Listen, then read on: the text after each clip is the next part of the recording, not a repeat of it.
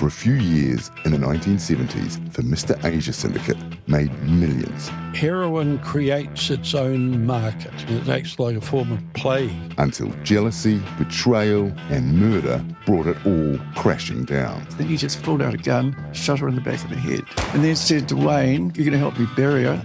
This is Mr. Asia, A Forgotten History. All episodes now available on iHeartRadio, Apple, Spotify, or wherever you get your podcasts. You're listening to the Weekend Sport Podcast with Jason Pine from News Talk ZB. Blues are back in Super Rugby playoff contention. And the Blues get the bonus point, and they're in the top 6 playoff spots for maybe only 24 hours. They win at 40-19. Over the force last night at Eden Park, Blues hooker Kurt Eklund is with us. Kurt, thanks for your time. How were the overall levels of satisfaction after that win last night?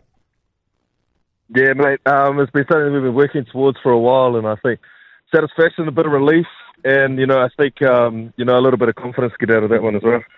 How needed was this win, given the season that you've had?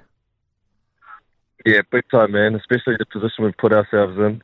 Like, if we had dropped that game, I'm not sure what it would have been like trying to make the top 6, but, I think we're back in contention now, and as long as we win every game running into the playoffs, and hopefully we'll find ourselves playing in them, I suppose. Why do you think, or have you been able to put your finger on why the season has been such an inconsistent one for you? I think you nailed it on the head there. It's just the inconsistencies. We've had a few games where we thought we've played all right, and we've been unfortunate to miss out by a couple of points. And then there's been other games that we haven't, just turned up and played at all. So I think the inconsistency of the season is probably a big thing. And, hopefully if we can build a few consistent performances in the next few weeks, and things will start turning right, for us. Are you employing a fairly similar game plan to the one that was so successful for you last season? I think we've tried like a few little bits and bobs and some variations throughout the season, and I think, it's the old cliches, mate, back to basics, and I think that's really what works for us, and I suppose any rugby team, mate, you're playing the right end of the field and all that sort of thing, and things really start to work out for you. So I think that's been a big focus for us, but we still need to nail the little bits along the way as well. So, yeah, just like you said, that consistency and trying to find that. 12-7, you led at half-time last night, so fairly narrow half-time margin. Did something change in the second half that allowed you to kind of stretch your way? I think we just talked about at half-time, playing to our potential, and we knew the force was going to come out, and, they've done it every other game. They're very competitive, and their first half showed that. But I think we had another level to give, and, we just needed that belief and someone to spark something, and I think AJ's try first up really helped that, and then sort of got a bit of momentum from there. And you're back in the side, obviously. I know we spoke earlier in the season. You had a pretty frustrating time of things, didn't you? First month or so, you were out for the first 4 games, came back, and then missed another one. Are you enjoying being back in the side and actually getting a decent run without any injuries? Touch wood.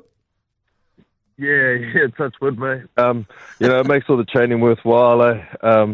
That's why we do it, and to be out in the paddock, mate, that's the icing on the cake. So, yeah, we just keep winning, mate, and I'll keep smiling, so that's the plan, really. Good stuff. It's up to Suva next day, the Drua, then Moana Pacifica, Waratahs. Yeah. They all seem winnable, Kurt, don't they? They all seem winnable, those games. Yeah, well, every game's winnable, mate, but, again, these teams have shown that they can play some good footy as well, so...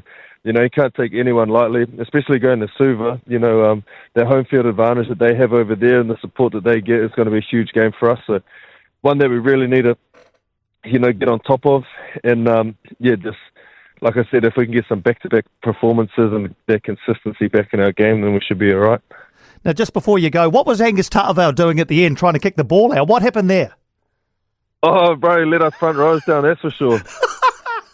But, you usually back him to, kick a ball 2 meters over the touchline. But, again, back to the cliches, don't take your eye off the ball, mate, So, we'll have a big chat with our front rowers meeting, mate, and, really let us down there. But, it's work on for him, so hopefully he'll be better off for it if he gets his opportunity again. Exactly. His kicking to touch from 2 metres, a big work on for the big fella. Hey, Kurt, well done last night, mate. You got the points. Let's hope it's the start of a good run towards the finals, man. Thanks for taking the time for a chat. Thanks, mate. All right, take care. You too, Kurt Eklund. I'm not sure if you saw that at the end.